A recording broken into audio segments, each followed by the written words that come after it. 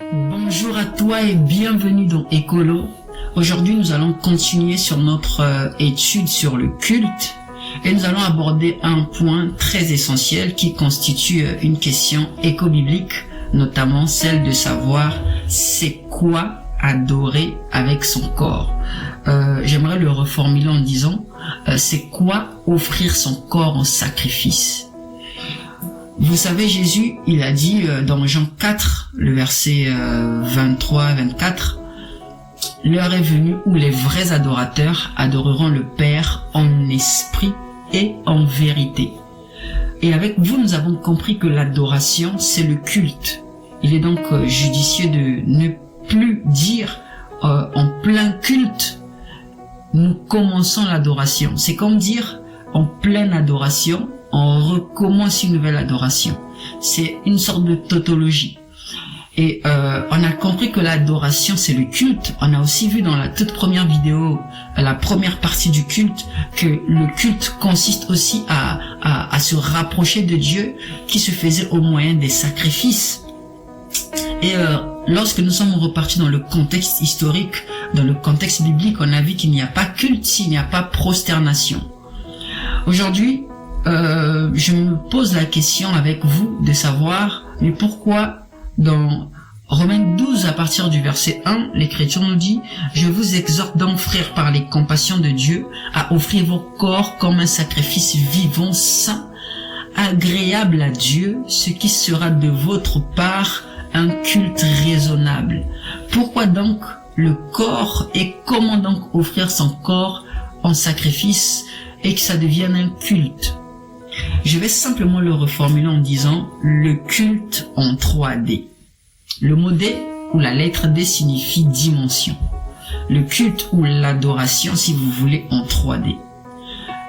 Vous êtes d'accord avec moi que l'homme, il est tripartite. L'homme est esprit, âme et corps.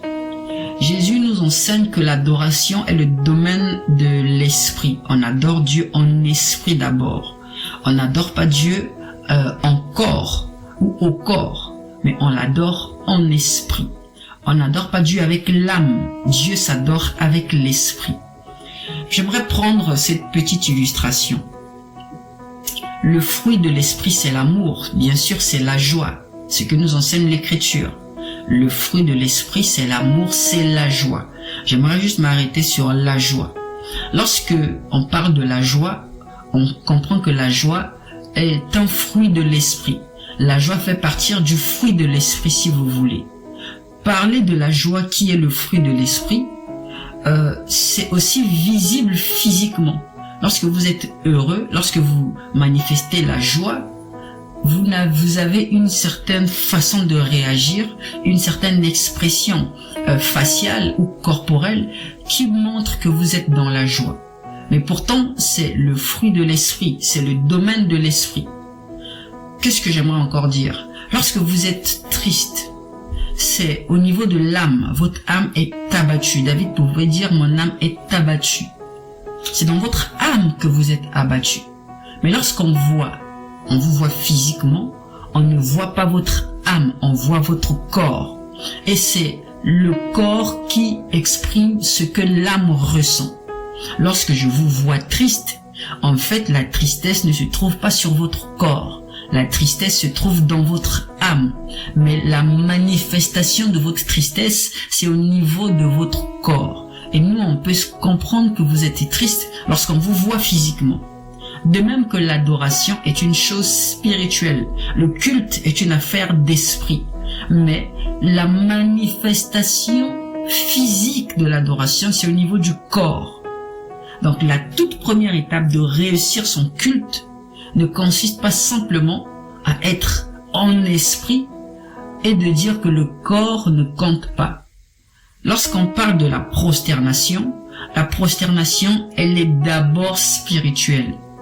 Mais tant qu'elle demeure spirituelle et qu'elle n'est pas émotionnelle, ni même physique, corporelle, elle a un problème, j'aimerais dire. Parce que vous savez qu'avec moi, lorsqu'on est conduit par l'esprit, le corps manifeste le fruit de l'esprit. Une personne qui est conduite par l'esprit et une personne qui est conduite par la chair, on reconnaît ces deux personnes au travers de leur corps, au travers de leur physique. On ne saura pas si ils sont immobiles. Vous comprenez ce que je veux dire? Donc le corps est comme le miroir de ce qui reflète notre intérieur. Alors qu'est-ce qui se passe? La toute première dimension, j'aimerais les citer, après je développerai point par point, si j'ai l'occasion dans cette vidéo, sinon dans la vidéo prochaine. L'homme, il est esprit, il est âme et il est corps. Cependant, l'esprit, comme nous dit l'Écriture, Dieu parle au travers de nous par notre esprit. Le Saint-Esprit siège en nous au travers de notre esprit et non dans notre âme. Et lorsque notre esprit est conduit par l'Esprit de Dieu, il forme qu'un seul esprit avec l'Esprit de Dieu. Il commence à dominer sur notre âme. Et lorsque notre âme est conduite par l'Esprit, nous manifestons les désirs de l'Esprit. Nous aspirons à Dieu. Nous aspirons à ce qui est spirituel. Nous aimons la présence de Dieu. Et lorsqu'on veut de la présence de Dieu, notre volonté, notre vouloir, nos besoins sont les besoins de Dieu, ça veut dire que notre âme forme qu'un seul avec l'Esprit. Mais notre âme a le choix de refuser. C'est pourquoi il est dit que l'âme qui pêche est celle qui mourra. L'âme a l'arbitre, a le libre arbitre, d'accepter d'être conduit par l'esprit ou d'être conduit par la chair. Je rappelle que la chair, c'est pas le corps. La chair, c'est une dimension qui nous pousse à aimer le monde. Lorsque Adam dit « tu es os de mes os, chair de ma chair », il n'a pas dit « tu es os de mes os, corps de... » parce que Adam et Ève n'avaient pas le même corps, mais ils avaient la même chair. Donc la chair est une dimension. Et dans le contexte du péché, la chair a été corrompue et donc l'homme qui marche par la chair marche dans le péché. Alors donc je reviens dans mon contexte en disant que lorsque notre âme est conduite par la chair, l'âme a la facilité de diriger le corps. Lorsque je te frappe ou lorsque je te pince, la douleur que tu reçois est au niveau de l'âme. Mais l'action que je pose est au niveau du corps. Un corps qui n'a pas d'âme n'a pas mal. Vous prenez un cadavre, vous pouvez le chicoter, le pincer, le tirer des balles si vous voulez. Le corps ne dira jamais aïe. Il n'aura aucune réaction. Mais lorsqu'il y a une âme, le corps devient sensible et ressent la douleur. Mais en vrai, le corps transfère juste le message. En biologie, on parle des neurotransmetteurs. Donc, en touchant le corps, il y a des neurones qui transmettent l'information. Cette information va dans l'âme. Et c'est comme ça, l'âme sent que le corps est agressé. Mais lorsque l'âme est conduite par l'esprit, donc l'âme et l'esprit de Dieu marchent ensemble, l'âme influence le corps au point où le péché devient quelque chose comme la boue, le disait l'apôtre Paul. Donc adorer Dieu avec son corps, c'est laisser son corps accomplir des désirs de l'esprit.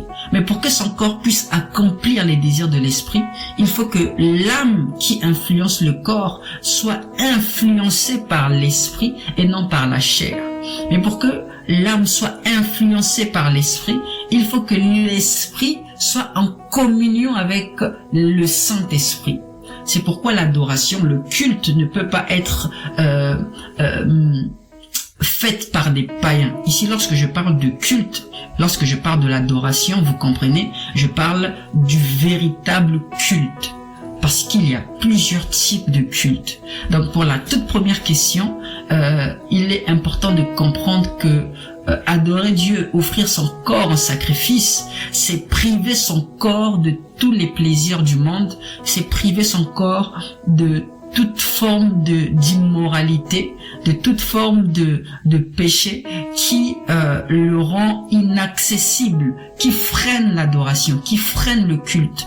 Lorsque le corps n'arrive pas à adorer Dieu, ça veut donc dire que l'esprit et l'âme ne sont pas liés, ce qui revient à dire que on n'a jamais adoré Dieu.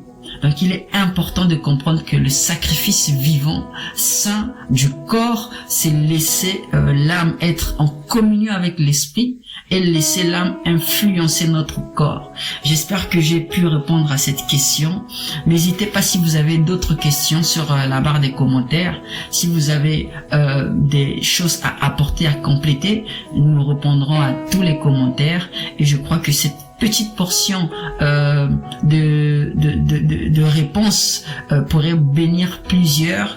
Abonne-toi, clique sur la cloche des notifications afin de ne rien manquer.